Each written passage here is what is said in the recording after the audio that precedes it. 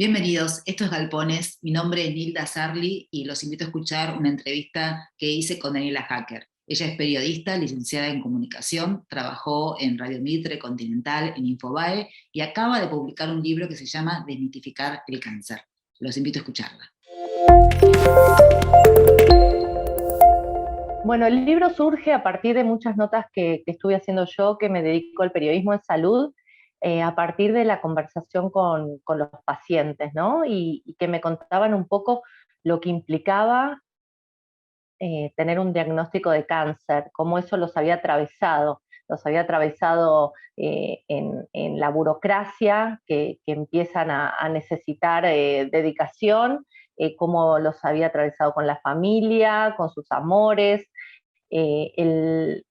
también el mito fuerte de que un diagnóstico de cáncer es una sentencia de muerte sin duda, y bueno, a partir de la investigación me parecía que el aporte que podía contar era de los casos que se salvaban, que son más del 70%, y que salvarse o no, bueno, depende de muchas cosas.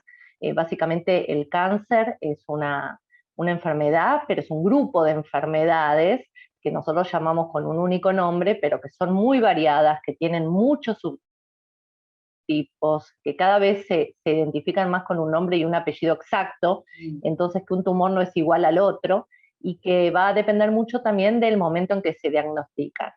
Me llamó mucho la atención el porcentaje que das de la cantidad de gente que se puede salvar, el 70%. Si uno lo compara con los años 50, donde ahí solamente era el 35%, no sé si hoy tenemos en claro que el 70% de los que atraviesan una enfermedad se pueden salvar.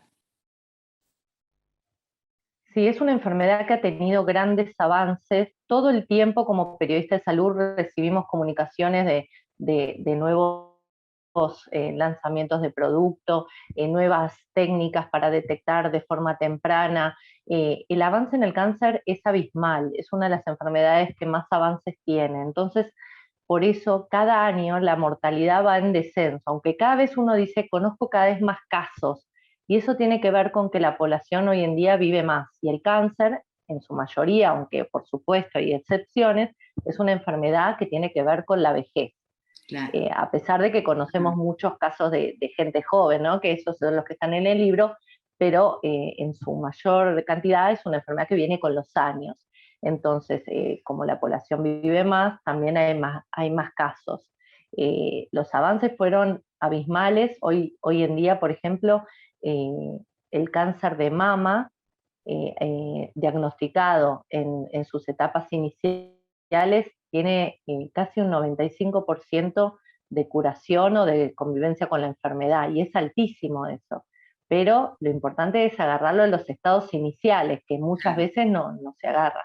Hablaste con muchos pacientes, con muchas personas que atravesaron el cáncer y entre ellas muchos famosos, que la verdad que yo había casos que desconocía. El caso de Dalia, por ejemplo, de Goodman, no me acordaba, no sé si fue tan público. ¿Por qué elegiste también ir y buscar los testimonios de la gente conocida? Me parecía que eran testimonios con los que uno se podía identificar más, ¿no? Que uno, el famoso, lo siente como alguien de la familia. El caso de Dalia, Dalia no había hablado mucho, aunque en su momento ella cuenta que parte de su show, apenas la diagnosticaron, era hablar del tema, y sentía que el público se ponía un poco incómodo, entonces lo dejó de hacer. Dalia tuvo la suerte de tocarse en una gira, una bolita, y a partir de ahí fue un diagnóstico temprano, y bueno, dentro de todo lo pudo pasar bastante bien. A mí me choqueó mucho varios testimonios, como el de Marisa Andino, la periodista, porque ella cuenta que hacía 2 años que no se hacían los estudios preventivos, y su marido, que es médico, cuando se enteró, puso el grito en el cielo y le dijo, tenés que hacerte los estudios. Gracias a eso le diagnosticaron cáncer de mama, pero muy en las etapas iniciales. Mm. Entonces, digo, qué importante que es la prevención, y qué importante que los famosos lo cuenten. Fedeval, lo que hizo Fedeval fue espectacular, porque Fedeval se expuso de una manera tan emocional. Él contó en un video en sus redes sociales que tenía cáncer de intestino, ¿no? Mm. Y él compartió eso. compartió con sus seguidores, que son gente muy joven los seguidores de Fedeval, y lo que provocó fue no solo que la gente vaya a Google a buscar cuáles eran los síntomas, sino que los consultorios de los médicos te dicen que esas semanas tuvieron muchas consultas de gente que preventivamente quería hacerse los estudios.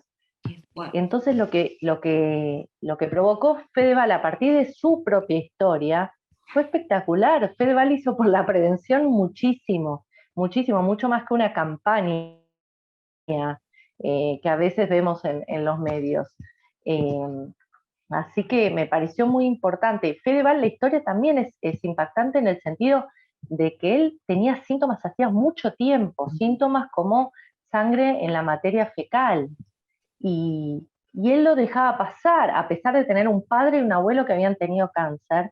Él no se hizo los estudios hasta que su novia Sofía se enteró en Mar del Plata que estaba con muchas descomposturas, con muchos síntomas, lo llevó a Buenos Aires y ahí le detectaron los pólipos y el cáncer en el intestino, que es el cáncer de colon. Pero eso fue gracias a su novia, porque él lo negaba de alguna manera, un poco por miedo a que se confirme. Entonces, la pregunta es, a veces, por miedo a que se confirme, dejamos de hacer estudios que te pueden salvar la vida, ¿no? y que uno piensa que quizás, en el caso de los que nombrás, es gente muy joven que dice, bueno, no me va a pasar, a lo mejor es otra cosa. Uno la verdad que intenta alejar hasta la palabra cáncer, ¿no? De la vida de uno, como que uno no es algo que uno de alguna forma se vaya digamos, esté cercana esa posibilidad de prevenirse, o mejor dicho, de hacerse el estudio para ver si uno está bien o no. Por eso también el caso de Marisa Andino. Es una enfermedad, sí, es una enfermedad que está llena de tabúes. Hay gente que no nombra la palabra cáncer porque piensa que nombrarla es llamarla enfermedad. Hay una escritora, Susan Sontag, que escribió un libro que se llama La enfermedad y sus metáforas hace muchos, muchos años, a partir de un cáncer que ella tuvo, y ella lo que decía, que la metáfora del cáncer es la metáfora de la guerra. Entonces, así vemos en los medios que cuando muere alguien, no nombran la palabra y dicen murió, luego batallar una larga y penosa enfermedad, se habla de batalla, se habla de bombardeo químico a partir de los tratamientos, se habla del paciente que la lucha y el paciente que gana la batalla y el paciente que pierde la batalla, está llena de metáforas relacionadas a la guerra, por eso tampoco eso ayuda a la prevención, ¿no? Hoy en día lo mejor que se puede hacer y el mejor consejo que uno puede hacer es que hacerse los controles preventivos a pesar del miedo al nombre de la enfermedad, ¿no? Total. Algo interesante también Un del caso libro, también. sí, no, decía, algo interesante del libro es que vos encarás toda la investigación viendo a ver qué pasa también con la familia, con los amigos. Pudiste entrevistar a Carmen Barbieri y pensaba en eso, de no solamente el paciente, el enfermo tiene que lidiar con la propia conmoción interna y toda la enfermedad, sino también ver qué pasa con sus cercanos, que se angustian y no saben cómo colaborar y cómo ayudar y cómo acompañar. En el libro cuento la historia de una de mis mejores amigas, que cuando ella me contó que tenía cáncer de piel, yo me largué a llorar a los gritos y ella me tuvo que consolar a mí. Y yo sabía de las estadísticas, y yo sabía las posibilidades que hay, y yo sabía los tratamientos. Y terminó ella consolándome a mí. Y lo cuento no para hacer algo autorreferencial, sino para contar que muchas veces el paciente tiene que consolar a sus padres porque son grandes, a sus hijos porque son chicos, a sus amores. Y me gustó hablar con Carmen Barbieri porque ella sufrió muchísimo y no pudo acompañar mucho a Fede, porque toda la enfermedad de Fedeval fue durante la cuarentena. Claro. Entonces, a los estudios podía entrar una sola persona y Fede iba obviamente con Sofía, porque Carmen, por su edad, tampoco podía arriesgarse ni nada. Entonces, ella llamaba, hablaba con la novia. Como ella dice que durante toda la enfermedad de Fede ella estaba como en piloto automático. Hacía su vida, limpiaba la casa, hacía su vida dentro de lo que fue la cuarentena, pero en piloto automático, ella estaba anulada, ¿no? Y eso le duró hasta que Fede terminó el tratamiento y le pudo decir que el tratamiento hizo efecto y que estaba bien.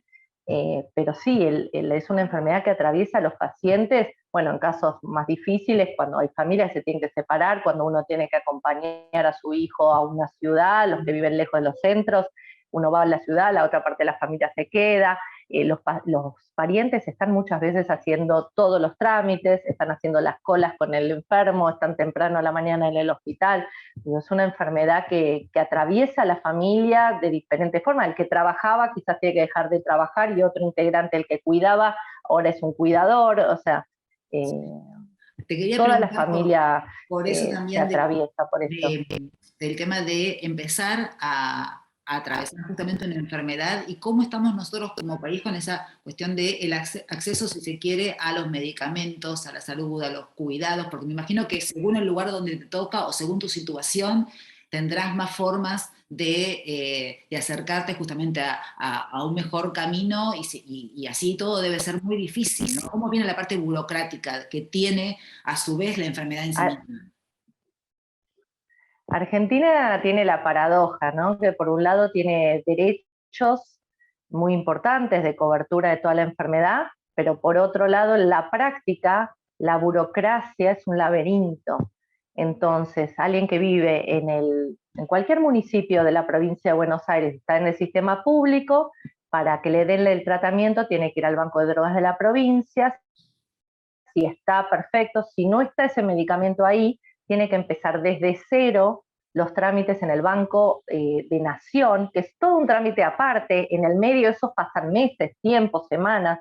Si el medicamento no está en el Banco de la Nación, tiene que ir al Ministerio de Desarrollo Social y empezar desde cero todo un tratamiento. O sea, siempre estás empezando desde cero, presentando todo. Presentar es no solo la orden de tu médico, que la directora del hospital te selle esa orden, presentar una cantidad de papeles negativas, los papeles van y vienen. Digo, hay una batalla real del paciente, es la burocracia, ¿no? A pesar de que somos unos países con derechos muy, muy importantes, pero en la práctica también esto pasa en gente que te dice, yo tengo la prepaga más top. Sí, pero cuando van a pedir el tratamiento que le recetó el médico, también hay conflicto. Digo, atraviesa todas las clases sociales esto. Y es una burocracia que se podría evitar. Los pacientes piden lo que se llama ventanilla única. Quiere Sí. decir que si a vos te rechazan en un lugar, en la misma ventanilla puedas hacer los trámites para todas las siguientes. Eso hoy no existe. La cuarentena lo que trajo antes era todo papeles. La cuarentena tuvo un problema gravísimo para los pacientes que no podían llevar y traer los papeles, que no recibían la medicación, pero luego de un par de meses se empezó a permitir mandar determinadas cosas por mail, por ejemplo. Vos decís una pavada, no. Antes era todo papeles firmados. Ahora, a partir de la cuarentena, hay ciertos trámites que se pueden hacer por mail y eso, después de estos meses, aliviaron un poquito. ¿Y se sabe cómo fue durante todo el tiempo que fue larguísimo? O sea, fue larguísimo para todos los que estábamos encerrados en casa y angustiados por todo lo que tenía que pasar. Imagino que para alguien que estaba atravesando la enfermedad justamente, todo este tiempo que estuvimos en cuarentena, todo el tiempo desde que empezó la pandemia, sí, obviamente se atrasaron tratamientos o cómo fue eso adelante.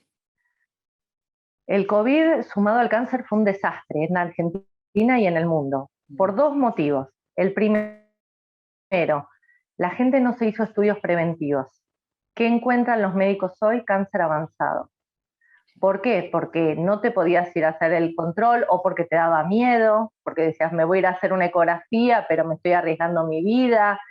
Bueno, la gente tuvo miedo, hubo muchos momentos que ni siquiera se podía hacer estudios, o sea, hoy los médicos encuentran cánceres avanzados que en otro momento no hubiesen encontrado. Así que por un lado, eso. Por el otro lado, la gente que estuvo en el medio de los trámites durante la cuarentena estricta tuvo muchos faltantes de medicación, muchos problemas con la burocracia para presentar papeles. Fue un desastre. La combinación COVID-cáncer fue muy mala. Fue muy mala en Argentina y fue muy mala en todo el mundo. O sea, los cánceres avanzados se están encontrando en todos los países del mundo. Cada país tuvo su problemática, pero la gente estuvo encerrada y no fue a hacerse estudios preventivos de gente que uno piensa que está sano y ir al médico era un riesgo, ir a hacer un estudio, la gente lo sentía como un riesgo. Entonces, los dos puntas, los estudios preventivos que nos hicieron y la medicación que fue muy difícil conseguir. Total. Pensaba y me quedaba con lo que decías al principio y dabas el caso de Fedeval, de cómo había motivado todo lo que él contó en que la gente justamente fuera y se hiciera los estudios y tratar de investigar y perderle quizás el miedo a esa consulta. ¿Qué te pasó a vos en el momento de tener que ir a buscar justamente los testimonios de los famosos, sabiendo la importancia de que servían para que justamente la gente tomara conciencia? Y pienso en los famosos y los nombramos de esa manera porque a veces está bueno hablar con ellos para que nos cuenten una obra, que nos cuenten algo de, no sé, algo que están por estrenar y demás, pero llevarles y preguntarles justamente por un momento tan difícil, ¿cómo fue vos como periodista el ir y nada, llamarlos y decirles, bueno, y la percepción que tuvieron ellos, qué recepción tuviste?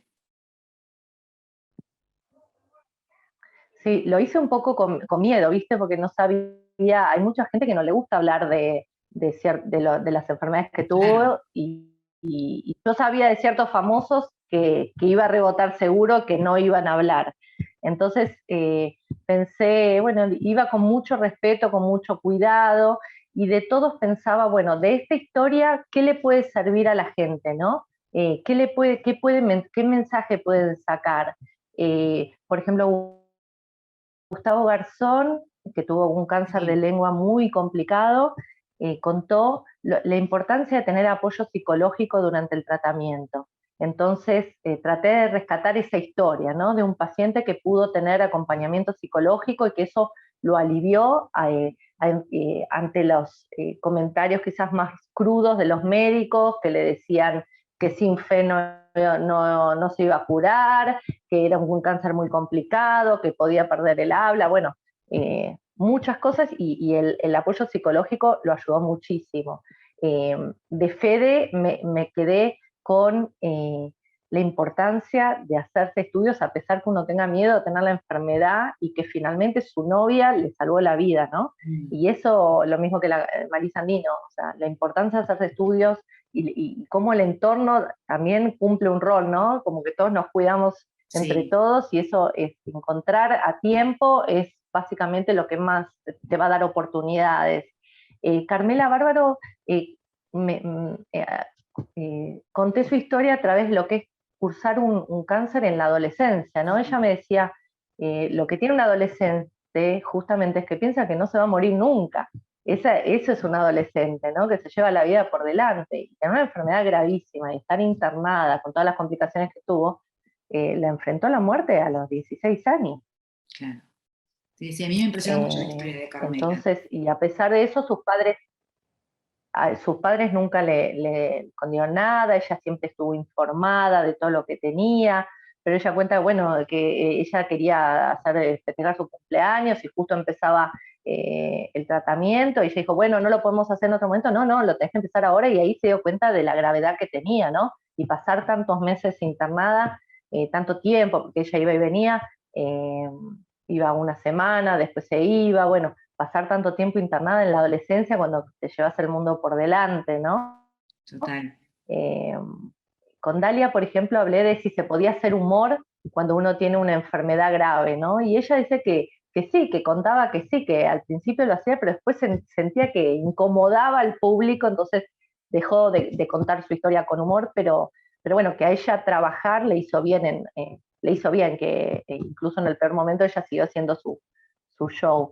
Así que bueno, de cada uno, con mucho respeto, fui sacando historias que yo pensaba que le podían servir a otro, ¿no? Porque con los famosos uno quizás se puede identificar más, o uno piensa que nunca les pasa nada malo y humanizarlos y contar que le pasa lo mismo que a todos, me pareció importante. No, está buenísimo lo que contás y es verdad que son, de alguna forma, pueden motivar justamente al tema del estudio. ¿Y qué te pasó a vos escribiendo el libro en plena pandemia? Porque están de golpe, todos estábamos hablando de enfermedades, de miedos, de angustia, no podíamos dormir a la noche.